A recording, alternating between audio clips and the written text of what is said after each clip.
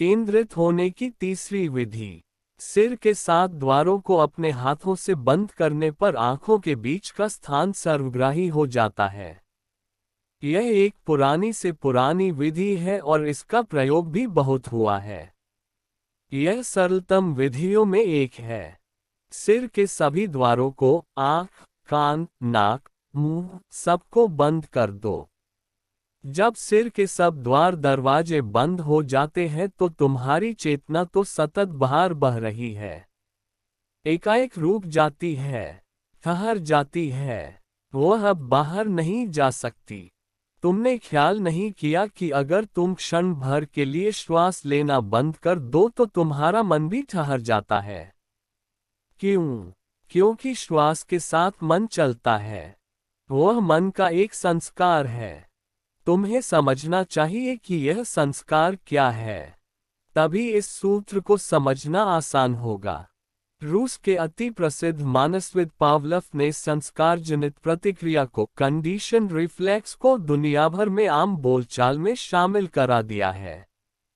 जो व्यक्ति भी मनोविज्ञान से जरा भी परिचित है इस शब्द को जानता है। विचार की 2 श्रृंखलाएं, कोई भी 2 श्रृंखलाएं इस तरह एक दूसरे से जुड़ जाती है कि अगर तुम उनमें से एक को चलाओ तो दूसरी अपने आप शुरू हो जाती है। पावलोव ने एक कुत्ते पर प्रयोग किया।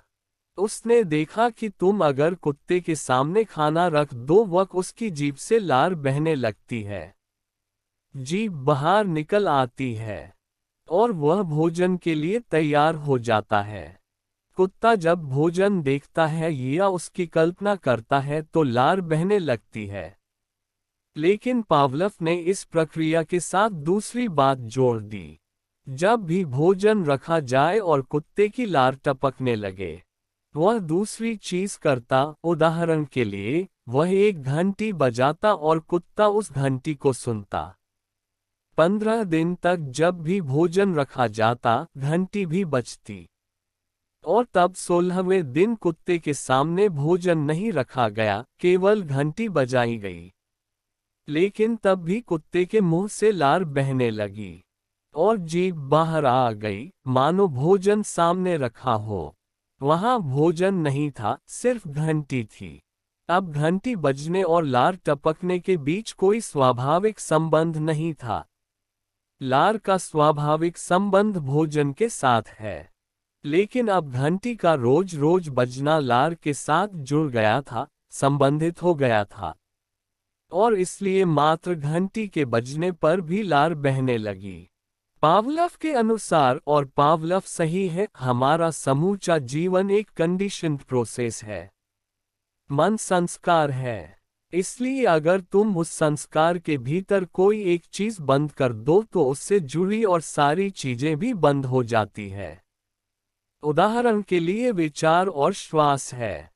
विचारना सदा ही श्वास के साथ चलती है। तुम बिना श्वास विचार नहीं कर सकते।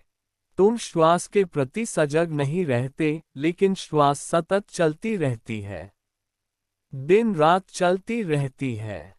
और प्रत्येक विचार की प्रक्रिया ही श्वास की प्रक्रिया से जुड़ी है। इसलिए अगर तुम अचानक अपनी श्वास रोक लो तो विचार भी रुक जाएगा। वैसे ही अगर सिर के 7 छिद्र, उसके 7 द्वार बंद कर दिए जाएं तो तुम्हारी चेतना अचानक गति करना बंद कर देगी। तब चेतना भीतर स्थिर हो जाती है और उसका यह भीतर स्थिर होना तुम्हारी आंखों के बीच स्थान बना देता है। वह स्थान ही त्रिनेत्र, तीसरी आंख कहलाती है। अगर सिर के सभी द्वार बंद कर दिए जाए तो तुम बाहर गति नहीं कर सकते, क्योंकि तुम सदा इन्हीं द्वारों से बाहर जाते रहे हो। तब तुम भीतर स्थिर हो जाते हो, और वह स्थिर होना एकाग्र इन 2 आंखों, साधारण आंखों के बीच घटित होता है। चेतना इन 2 आंखों के बीच के स्थान पर केंद्रित हो जाती है। उस स्थान को ही त्रिनेत्र कहते हैं। यह स्थान सर्वग्राही, सर्वव्यापक हो जाता है। यह सूत्र कहता है कि इस स्थान में सब सम्मिलित है, सारा अस्तित्व समाया है। अगर तुम इस स्थान को अनुभव कर लो तो तुमने सबको अनुभव कर लिया। एक बार तुम्हें इन दो आंखों के बीच के आकाश की प्रतीति हो गई तो तुमने पूरे अस्तित्व को जान लिया, उसकी समग्रता को जान लिया, क्योंकि यह आंतरिक आकाश सर्वग्राही है, सर्वव्यापक है, कुछ भी उसके बाहर नहीं है। उपनिषद कहते हैं, एक को जानकर सब जान लिया जाता है। ये दो आंखें तो सीमित को ही देख सकती है, तीसरी आंख असीम को देखती है। ये दो आंखें तो पदार्थ को ही देख सकती है, तीसरी आंख अपदार्थ को, अध्यात्म को देखती है। इन दो आंखों से तुम कभी ऊर्जा की प्रतीति नहीं कर सकते, ऊर्जा को नहीं देख सकते, सिर्फ पदार्थ को देख सकते हो। लेकिन तीसरी आंख से स्वयं ऊर्जा देखी जाती है। द्वारों का बंद किया जाना केंद्रित होने का उपाय है, क्योंकि एक बार जब चेतना के प्रवाह का बाहर जाना रुक जाता है, वह अपने उद्गम पर स्थिर हो जाती है। और चेतना का यह उद्गम ही त्रिनेत्र है। अगर तुम इस त्रिनेत्र पर केंद्रित हो जाओ तो बहुत चीजें घटित होती है। पहली चीज तो यह पता चलती है कि सारा संसार तुम्हारे भीतर है। स्वामी राम कहा करते थे कि सूर्य मेरे भीतर चलता है, तारे मेरे भीतर चलते हैं, चांद मेरे भीतर उदित होता है, सारा ब्रह्मांड मेरे भीतर है। जब उन्होंने पहली बार यह कहा तो उनके शिष्यों की वे पागल हो गए हैं।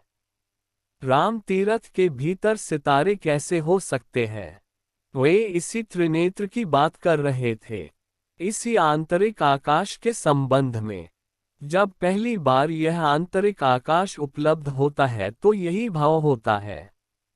जब तुम देखते हो कि सब कुछ तुम्हारे भीतर है तब तुम ब्रह्मांड ही हो जाते हो। त्रिनेत्र तुम्हारे भौतिक शरीर का हिस्सा नहीं है, वह तुम्हारे भौतिक शरीर का अंग नहीं है। तुम्हारी आंखों के बीच का स्थान तुम्हारे शरीर तक ही सीमित नहीं है। वह तो वह अनंत आकाश है जो तुम्हारे भीतर प्रवेश कर गया है। और एक बार यह आकाश जान लिया जाए तो तुम फिर वही व्यक्ति नहीं रहते। जिस क्षण तुमने इस अंतरस्थ आकाश को जान लिया उसी क्षण तुमने अमृत को जान लिया, तब कोई मृत्यु नहीं है। जब तुम पहली बार इस आकाश को जानोगे, तुम्हारा जीवन प्रामाणिक और प्रगाढ़ हो जाएगा। तब पहली बार तुम सच में जीवंत होगे। तब किसी सुरक्षा की जरूरत नहीं रहेगी। अब कोई भय संभव नहीं है। अब तुम्हारी हत्या नहीं हो सकती। अब तुमसे कुछ भी छीना नहीं जा सकता। अब सारा ब्रह्मांड तुम्हारा है, तुम ही ब्रह्मांड हो।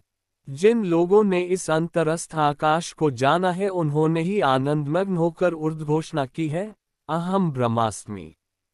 मैं ही ब्रह्मांड हूँ, मैं ही ब्रह्मा हूँ। सूफी संत मंसूर को इसी तीसरी आंख के अनुभव के कारण कत्ल कर दिया गया।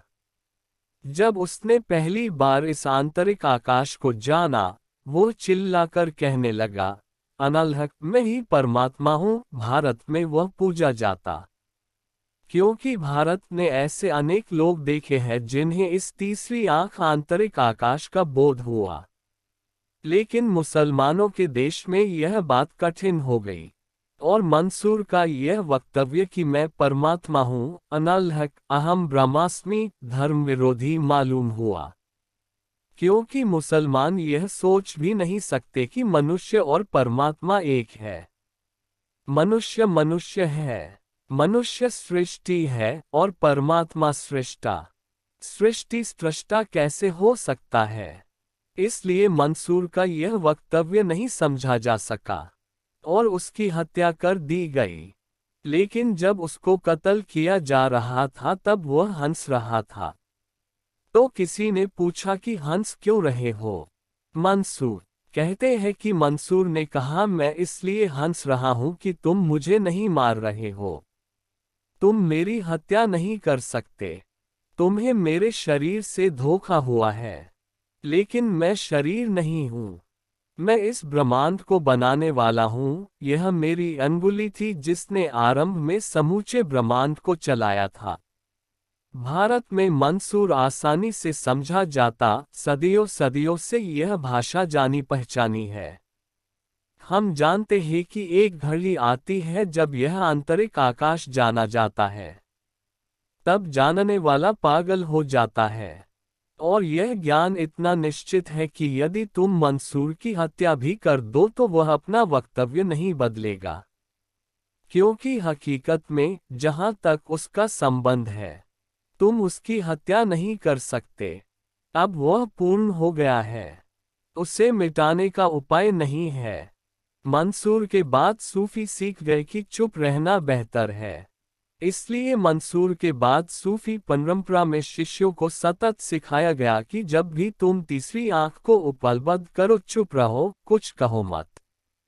जब भी घटित हो चुप्पी साध लो, कुछ भी मत कहो, या वे ही चीजें औपचारिक ढंग से कहे जाओ जो लोग मानते हैं। इसलिए अब इस्लाम में दो परंपराएं हैं। एक सामान्य परंपरा है, बाहरी लौकिक, और दूसरी परंपरा असली इस्लाम है, सूफीवाद, जो गुहाम है। लेकिन सूफी चुप रहते हैं, क्योंकि मंसूर के बाद उन्होंने सीख लिया कि उस भाषा में बोलना जो कि तीसरी आंख के खुलने पर प्रकट होती है, व्यर्थ की कठिनाई में पड़ना है और उससे किसी को मदद भी नहीं होती।